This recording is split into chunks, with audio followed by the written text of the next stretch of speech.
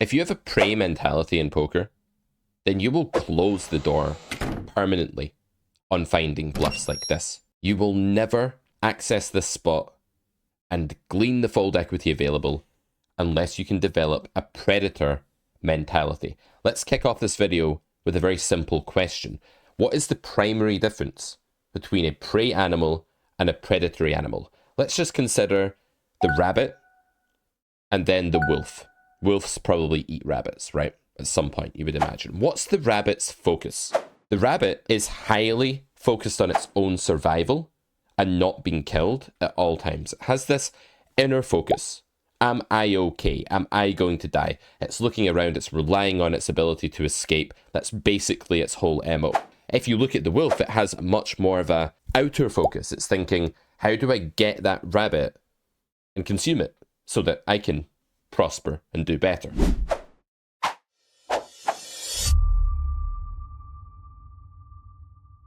In poker, far too many people these days are the rabbit. They have the rabbit mentality where they're so worried about being exploited or their own balance or what their own strategy is. They have this main character syndrome where they're obsessed with themselves that they cannot unlock the thought process necessary to truly, honestly, and accurately range their opponent and pull the trigger on plays that are winning, but are maybe not solver backed or maybe not sane looking.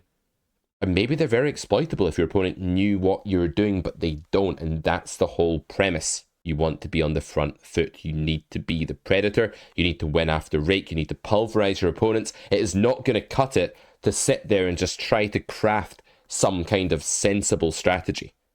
It's great to have good foundations. It's great to study theory to an extent. It's not great to just try to replicate that at the tables. Let's see how we got to this hand on the river. So we have pocket eights here, and we have a kind of soft table. As you can see, we have a weaker player in the big blind. Under the gun opens, we flat the hijack. We've talked about flattening hijack before. It's not something that solvers do very often, but you can do it. It's not a bad thing to do. And when the table is softer, it's just going to be way better than either 3-betting or folding. We can argue about that in the comments. You guys love to come up with reasons why you should simplify your strategy and just never cold call, but you're wrong. You're the prey. You're thinking about yourself. You're not thinking about the external situation at the table enough, in my opinion. So on this flop, ace 3-5 two-tone, it checks round, and then we get these two range capping checks on the turn. So is our hand worth something at showdown here? Like, yeah, maybe a sliver. Like, maybe occasionally we check the turn, we somehow still have the best hand at showdown and no one bluffs and no one hits either. But this is a situation where your hand is worth almost nothing at showdown and your opponent's ranges are going to be very capped and underprotected in almost all games that you guys are playing watching this. Whether that's 2-5 live or 25 NL online or 100 NL online, it doesn't really matter. People are going to be really, really capped here. So we just start with a bet. And the idea of this bet is we're just going to absolutely pulverize them on the river. If someone calls here, they likely have a hand like queens with a diamond if that's under the gun, or 5-6 if that's big blind. Something like this, right? Under the gun, the preflop opener, the reg does call. We get the 3 of spades river, complete brick for their range. They mostly have pocket pair plus diamond here, or ace with diamond, or maybe ace without diamond. That's going to be the bulk of their range. Very few flushes, very few boats. Nothing really good. So we just do this. Now, when you're the prey, you have an inner focus here. And you're like, what are my value hands? And then you start thinking, would I rather have eights to bluff, or would I rather have a hand with a diamond? Well, I could have eights with a diamond, so I'm going to bluff that. I'm going to keep myself safe and protected and balanced and controlled and closer to the solver by only bluffing with a diamond in my hand, a low pocket pair with a diamond, let's say. In reality, let's face it, none of you just ever bluff the spot, basically, is what it comes down to. But that could be a retreat into the self, a kind of solipsistic view of the universe where you are the protagonist, you are the main character, and your range is somehow magically and inextricably linked to your win rate and your performance. Your range is not linked to your win rate and your performance. Your hand and what you do with it against your opponent's range is. And that is the predator mentality.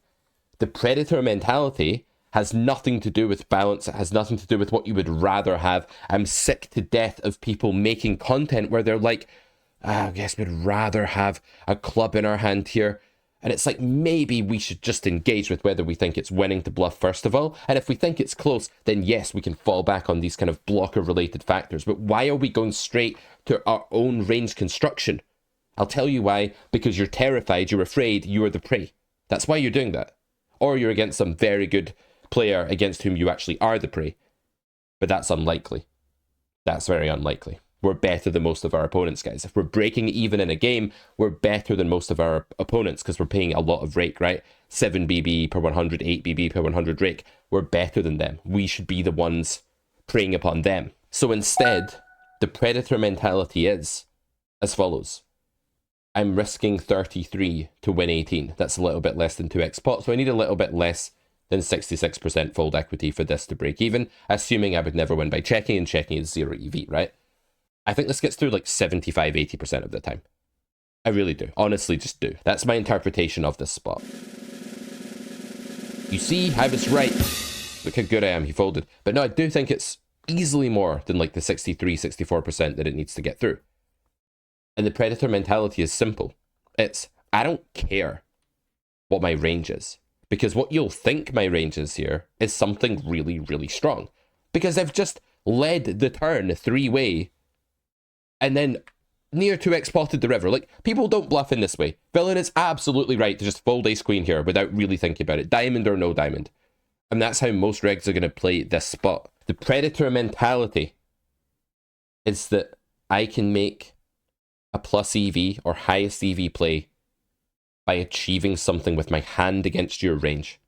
And in this case, I believe I achieve more fold equity than I need with my hand against your range. I harvest that EV out of the pot like a predator. I'm not thinking about me. I'm thinking about you. The wolf is not thinking about itself. It's not like, oh, if I go round the right-hand side of that bush this time, then I'll be more balanced, and then the rabbits won't be able to exploit me by running that way.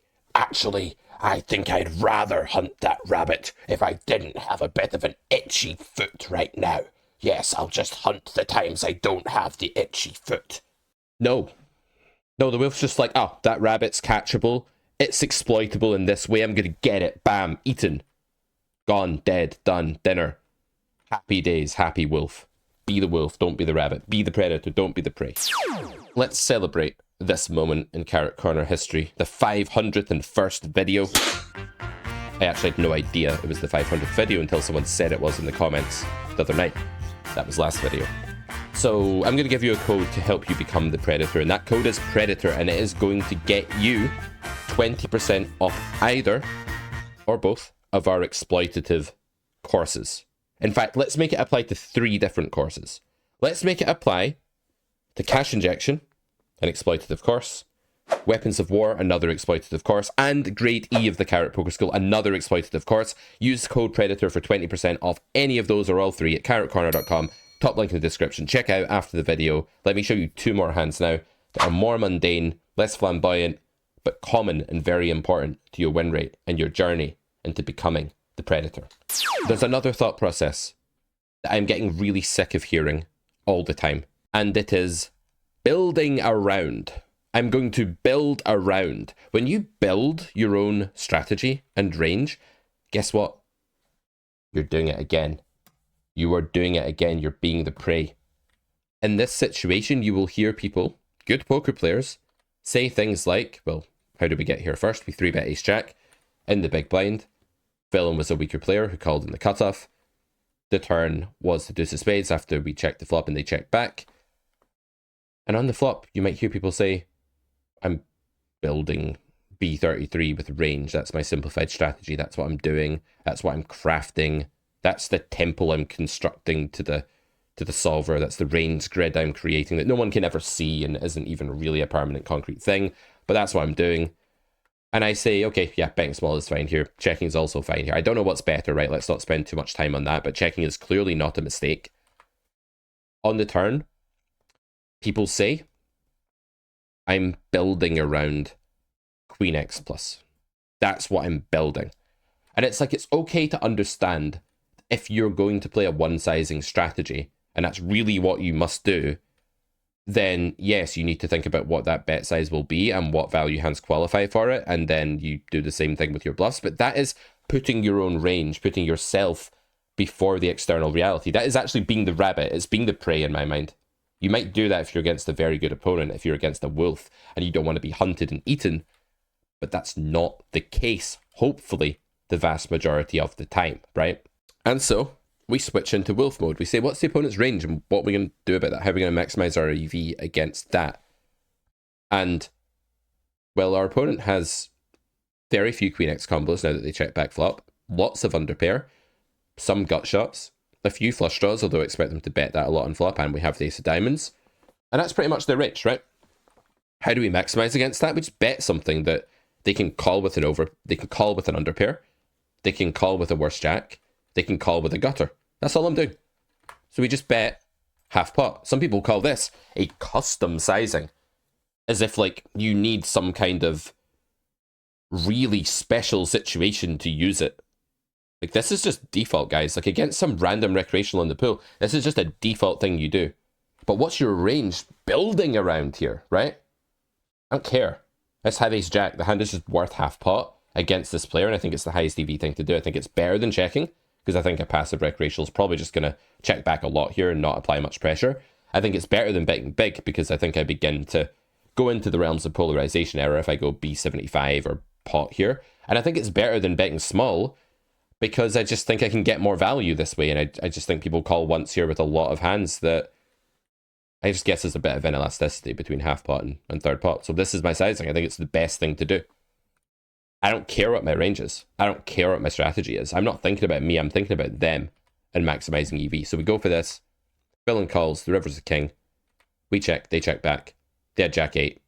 I think we did a reasonable job there of maximizing EV with our hand against our opponent's range. That's what we should be doing. Get into that mindset. Predator mindset. Very important. Okay, final hand for this video. Ace jack of clubs. If you're enjoying this content, let me know. I'm trying to make it short, snappy, concise. Get a powerful message across. Hit the like button. Tell me in the comments that you like this format. I'll do more of it. Jack 8 for two-tone. We check out the big blind here, having defended pre. Villain checks back. Villain is a rig, and we decide to overbet the turn. Now, there is a sense in which we are building around overbets here, but realistically, when I do this, I just think it's a really good thing to do with my hand. If I thought for a second that there was a better play than overbetting here, I wouldn't care like what my rehearsed GTO mimicking strategy looks like. I would just do that better play.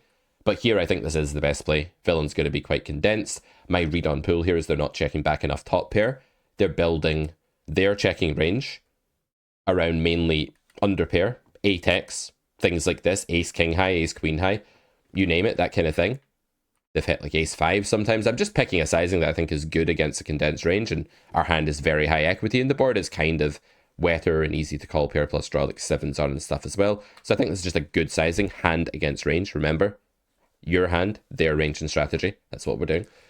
3 of clubs on the river, and now what's my hand worth here? I think it's worth quite a lot, but there's a small problem with going huge.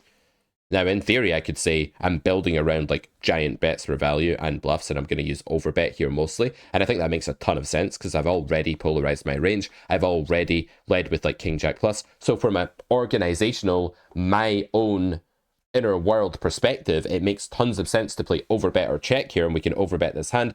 But there is an issue in my mind with that, small issue, and I could be wrong about this, but my predator thought here is more like, okay, they just don't check enough King Jack pocket aces on the flop. They just don't have those hands enough. They have mostly 9s or 7s or 8-7 or something like that. That's the way their range ends up going on the flop here if you're playing low stakes, micro stakes, even mid stakes against like a not great reg. That's the way their range is going to go. They're not going to have enough pocket kings. Look up a sim for like a big bet strategy on the flop, and you'll see that like aces and kings are checking this board at a decent frequency, right? That I don't expect to happen. So I just size down as an exploit, and I just say, okay, I'll just go a bit smaller because I really want to leave the door more open. I think this is maybe an overly elastic spot. If I go 2x pot here, I don't love it for value. Maybe I love it as a bluff because they're so capped. But here we're just trying to get called by 9s, 8x, ace, king of diamonds, that kind of thing. We want to leave that door open. We bet. Villain calls with king 8 of diamonds. You can see that I'm just fully departing from caring what my own strategy is.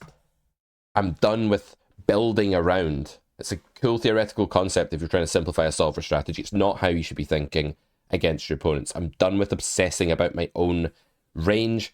I'm done with this, like, prey mentality, this main character syndrome where you're so inwardly focused that you miss out on the best way to catch the prey. Be the wolf, don't be the rabbit. I'll leave you with that thought. Don't forget to use code PREDATOR on those 3 exploit courses at Carrot Corner, top link in the description, and I'll see you back here for more poker content really soon. Happy hunting.